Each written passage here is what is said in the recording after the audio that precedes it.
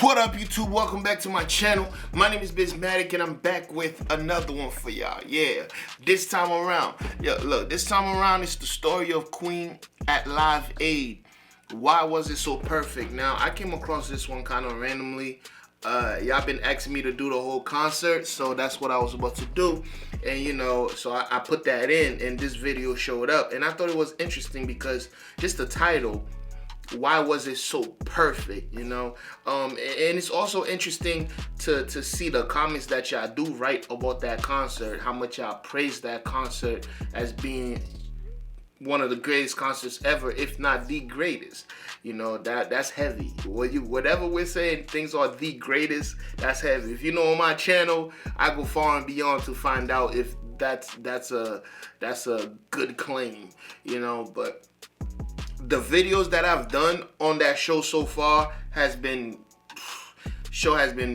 amazing. So I can't wait to actually watch the whole show, but I thought it'll be a little fun to go a little bit in a different direction and just watch this. Alright, so if you're new here, hit that subscribe button and that notification bell, and bring the likes all the way up if you do want to see me do that whole concert. Alright, let's watch. Why was the Queen Live Aid concert the best ever? Throughout history, there's been countless concerts all around the world, but among all the bands and musical styles, one show still stands as one of the greatest shows of all time. Let's explore why Queen's performance at Live Aid is widely remembered as the greatest concert of all time. One of the most famous rock bands in history, the British rock group Queen, stunned the world when they performed on July 13th, 1985 at the Live Aid venue.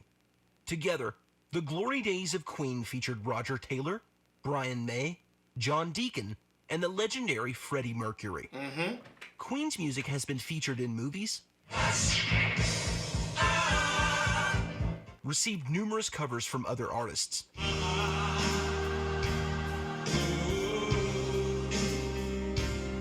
they've sold close to 300 million albums since their start in the 70s, and they're one of the elite groups inducted into the Rock and Roll Hall of Fame.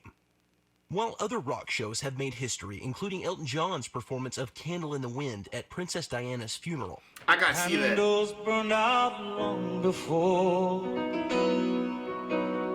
No concert before I gotta or see that since one. I love could Elton. live up to the magic of Queen's Live Aid show. Almost half of the planet tuned in to watch the concert, with various broadcasts collectively raking in some 2 billion live views. So what was a Live Aid, and what made this performance so spectacular and unforgettable? Live Aid. Unlike traditional concerts, Live Aid was a benefit show designed to raise funds to help out in the wake of the Ethiopian famine. The venue was spearheaded by Bob Geldof and Midge Ure, who pulled together a spectacular lineup filled with memorable performances. The event was a follow-up to Bob and Midge's successful charity single, Do They Know It's Christmas? The two were inspired by BBC News coverage documenting the Ethiopian famine, who described it as a biblical famine in the 20th century, and the closest thing to hell on earth. I didn't know about that. More than 85,000 people were affected, and staff and supplies were simply not enough to support the population. First-hand activists and support staff were left traumatized by the conditions they worked in, and it was clear that everyone involved needed help. Together, Bob and Midge pulled strings in the music industry to get a supergroup together which they dubbed Band-Aid, who released a single titled Do They Know It's Christmas?, which managed to reach #1 on the UK charts. That's and crazy. It even stayed there for 5 weeks straight. It was the fastest selling single in Britain's history, raising £8 million and shattering their goal of a mere 70,000. Bob and Midge immediately began planning Live Aid to raise even more for relief efforts. The pair planned to have 2 stages at Wembley and Madison Garden, with live audience members at each venue, and each venue televised globally. With 2 locations, more artists could attend with less travel, and the event could swap between each location after each set, so there would be as little downtime as possible. That's However, smart. despite their Very success, smart. Bob had to use a few tricks to get bands interested. He called Elton and lied that Queen and Bowie were already planning on attending, and he went through the rest of the artists promising the same story. His bluff paid off, though, as he assembled one of the biggest star-studded venues in history that became home to the greatest musical performance of all time. The concert was a landmark for television as well. It quickly became clear that their plan would be the most complex live event ever broadcast. To make it all happen, the European team was supported by the BBC with 9 different interviewers hired to fill any gaps in their performances. This marathon broadcast, the biggest charity fundraising event that's ever been organised anywhere in the world, some £30 million Yeah, that must have by the been end of tonight. crazy. The show. Watching Queen this wasn't live the or only music being there. powerhouse to perform that day. Other acts included Sir Elton John, the late David Bowie, U2, Led Zeppelin, The Who, Rick Springfield, Madonna, Dire Straits, Sting, Phil Collins, and even the Beatles' own Paul McCartney all showed up to the gig to give their own amazing performances. Queen's performance marked the comeback of Freddie, whose electric energy, perfect vocals, and passion resonated with fans all around the world. All these people were in the lineup, and we still talking about Freddie's, but I didn't even know those people were a part of Live Aid. Leading up to the show, Queen was in a slump after the commercial and critical flop, Hot Space, that came out 3 years prior in 1982. The release was so disastrous that the band went on hiatus from recording. Mercury went on to release his own solo album, Mr. Bad Guy, which also underperformed. When interviewed about their turbulent time in the mid-80s, Freddie said, "We were all forming a sort of a rut. I wanted to get out of this last 10 years of what we were doing. It was so routine. It was like, go to the studio, do an album, go out on the road, go round the world and flog it to death. And by the time you came back, it was time to do another album. After a while, it's like a painter, you paint away, and then you stand back and look at it in perspective. That's exactly what we needed. We just needed to be away from each other. Otherwise, you just keep going in that routine, and you don't even know if you're going down." I understand. When it was showtime, Freddie, understand who that. became a fashion icon known for his flamboyant style, took a different approach for the show and showed up in a white tank top, skinny jeans, and a studded armband belt combo. The look resonated with a wider audience of rock fans to keep fans focused on their performance and their music. Queen also had to cut out their normal light show, special effects, smoke, and pyrotechnics, since the show had a fast turnaround between artists to keep live viewers glued to their TVs. The event was a huge PR boosting moment, so the band took the opportunity to rehearse their performance to perfection and pack their set list with their biggest hits to take listeners on an emotional roller coaster filled with spectacular theatrics. Queen performed in front of a crowd of 72,000 people at London's Wembley Stadium that day, and billions of people on television. Their performance lasted 22 minutes, starting with Bohemian Rhapsody, followed by Radio Gaga, Hammer to Fall, Crazy Little Thing Called Love, We Will Rock You, and Queen capped off their set with their epic finale, We Are the Champions.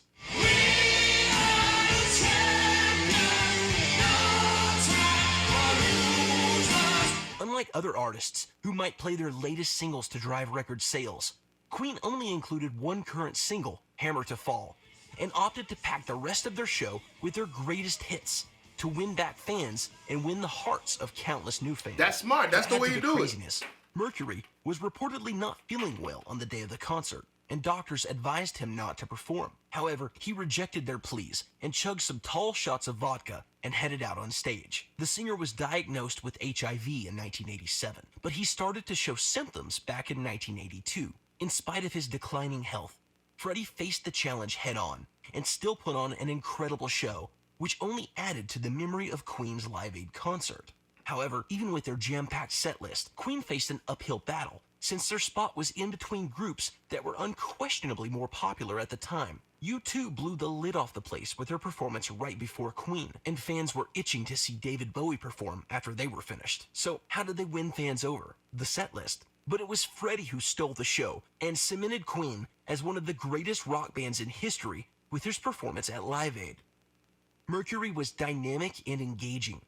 He started off playing the piano at the start of Bohemian Rhapsody, danced, and marched around the stage with a sawed-off mic during Radio Gaga, leading the crowd to clap along with the beat. Mercury and the rest of the band didn't just stun the crowd. Backstage, even Elton John remarked that Queen stole the show. But Mercury wasn't finished yet. After the last set walked off stage, Mercury and Queen's guitarist Brian May came back on stage for the show's grand finale with their acoustic version of Is This the World We Created?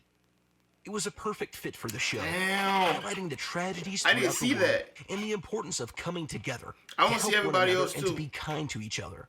Despite fitting perfectly with the event, Queen had written the song well before the show was ever dreamed of, showing their forward-thinking mindset and cementing them as the perfect group for Live Aid. Freddie even said, "It looks as if we wrote Is This the World We Created for this event, but we didn't, although it seems to fit the bill." Queen was the only band to figure a way to play all their hits during their limited time window, but even though they were catapulted into even bigger fame after the event, they were excluded from performing on the next Band Aid supergroup album. Band Aid was run by the same founders of Live Aid, which hit a sore spot for Queen, but things worked out for them even though they got left out. When asked about Band Aid, Freddie had this to say: "I would have loved to have been on the Band Aid record, but I only heard about it when I was in Germany. I don't know if they would have had me on the record anyway because I'm a bit old." Make no mistake, none of the groups had to perform for Live Aid. The lineup was all filled with incredibly sensational musicians who all had plenty of fans. While the PR That's boost crazy. for Queen was undeniable, they didn't perform It's for the kind of like crowd. We Are the World. When asked about why Queen chose to play the show, Freddie had this to say: "I'm not doing it out of guilt. Even if I didn't do it, the poverty would still be there. It's something that will always be there, to be honest, when you think about it. All we can do to help is wonderful things. I'm doing it out of pride. Pride that I've been asked, as well as that I can actually do something like that. And so basically, I'm doing it out of feeling that one way all the hard work that I've actually done over the years has paid off, because they're actually asking me to do something to be proud of. I'm actually in with all the biggies, and I could do something worthwhile, to actually sing something that's an integral part of what's going on, you know? In the song, We Are the Champions seems to convey that anyway, without us thinking about it. That's what's magical. And I think that's going to probably bring tears to my eyes, I tell you, when I do it. I think Bob Geldof has done a wonderful thing, because he actually sparked it off. I'm sure we all had it in us to do that, but it took someone like him to actually drive. And it is like a driving force to get us all to come together. We're going to do bits of Bohemian Rhapsody, but basically, you're not trying to put across your new material or anything like that. You're playing songs that people identify with, and just make it a happy occasion. It's not a promotional thing. That's it's a smart. thing where you just have to sit That's the back best way. and think what you can do. The aftermath. Off the back of their successful performance from this show, Queen booked touring venues the following year in 1986. While sales were booming, this would be the last year the band would perform globally, with Freddie's health beginning to decline rapidly in the following years, as he began losing his battle with AIDS. Queen went on to produce 3 albums with Freddie at the helm. A Kind of Magic, released in 1986. The Miracle from 1989. And Innuendo, released in 1991, the same year Freddie passed away. The event had a lasting impact on Freddie's personal life as well. Rest in peace, In the son. years before Live Aid, Freddie was fostering a long-term relationship with Jim Hutton, despite being lovers. Jim never attended one of Queen's live shows. That is, until Live Aid. Hutton wrote about the historic moment in his memoir, Freddie and Me. When Freddie came off, he rushed to his trailer, and I tottered behind like a puppy. His first words were, "Thank God that's over." Joe ripped his wet clothes from him and dressed him. Adrenaline still overflowing, Freddie knocked back a large vodka to calm himself. Then his face lit up. As we stepped out of the caravan, we met a grinning Elton John. That's when Elton delivered his praise for their performance. Freddie, huge praise from a fellow supporter of the LGBTQ movement and fellow musical star. After the show, the band, named after royalty, was honored by British Royal Mail, who put Mercury front and center on a commemorative stamp, along with bandmates Roger Taylor and Peter Blake behind him. This wasn't just a passing nod either. Up till that point, only historical figures were depicted on the stamps, and Mercury and Company were the first Englishmen to be featured on a stamp while still alive. The event's co-organizer, Geldof, had his own praise for Queen's performance and their lasting impact on their fundraising venues. Queen were absolutely the best band of the day. They played the best, had the best sound, used their time to the full. They understood the idea exactly. that it was a global jukebox. They just went and smashed one hit after another. It was the perfect stage for Freddie, the whole world. He could pounce about on stage to We Are the Champions. How perfect could it get? Like many great musicians, Freddie's genius wasn't fully appreciated during his lifetime. Yes, the band saw great success in their second coming following Live Aid, but they never fully commanded the magic they hold in their hearts and minds of fans today. Many music fans and publications still heap praise on Mercury, calling him the best rock frontman of all time. The lead singer of the Foo Fighters, Dave Grohl, praised the moment as a turning point in rock history, saying, "Every band should study Queen at Live Aid. If you really feel like that barrier is gone, you become Freddie Mercury. I consider him the greatest frontman of all time." Although he passed away much too soon, Mercury had an undeniable impact on rock culture, from inspiring countless new vocalists. And in 2018, an Oscar-winning film titled Bohemian Rhapsody was made to commemorate the life of Queen's own frontman. The stars truly aligned for Queen's triumphant comeback at Live Aid. They overcame all odds, put on an incredible performance, and won the hearts of fans to this day with their concert on July 13th, 1985. And their concert will go down as the best of all time. Make sure to tell me down below what you think of Queen and their Live Aid concert. And if you guys enjoyed this video, make sure you hit the like button and don't forget to hit the subscribe button for more related. Yeah, go subscribe to homie. But that's crazy. It makes me more excited to see that whole thing. But the thing is, that lineup was just crazy itself. Like, how do you get? You could do everything in the name of charity, man, because the amount of money it would take if they were actually paying these bands to get all of these bands, that's crazy. I didn't even know Led Zeppelin and Elton John was there. I did. U2 was there. Who else they said was there? Damn. That is really, really crazy. Now I can't wait to watch it, man. I can't wait to watch it. Well, there you go. Y'all let me know how you feel about it in the comment section below. And if you made it this far, go ahead and hit that subscribe button. Also hit that notification bell. And for my OGs, the ones that always watch till the end, if you haven't subscribed to my new channel, the link is in the comment section below. Go ahead and do that. And yo, I'll see y'all in the next one, man. And guess what? You better be there. That's crazy.